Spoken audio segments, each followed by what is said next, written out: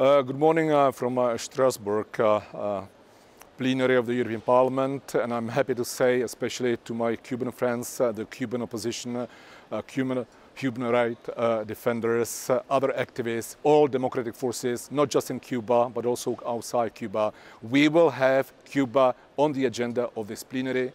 We will have a debate on the respect, or rather disrespect for human rights in Cuba, and that will be wound up by a resolution. I'm happy to say that as an ALDE initiator on this topic, I will be leading this very afternoon the negotiations on the draft resolution on Cuba, and I would see two dimensions.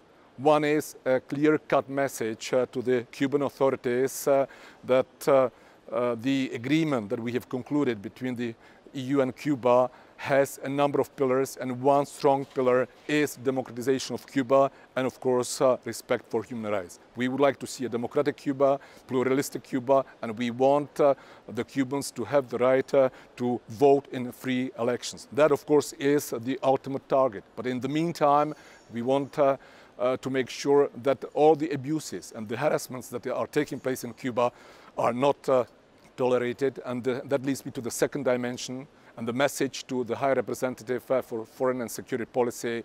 We do not call dictators our friends. We do not expect to be fooled by all the let's say soft words and the nice words from Cuba and all the deviations. If we are to implement the agreement and provide concessions, we expect conditionality, and we expect that the European Union will not be selling out on its values, that the European Union will clearly say what are the preconditions for the implementation, and that we will recognize, and that Mrs. Mogherini will recognize, that in Cuba there is something that I would call a democratic opposition, an opposition to the dictatorship that has been ruling Cuba for over 60 years. So let's see what the outcome will be. I hope that the other political groups will understand the situation in Cuba that is deteriorating, that is not improving. Let's see what the outcome will be. I will definitely brief you on that.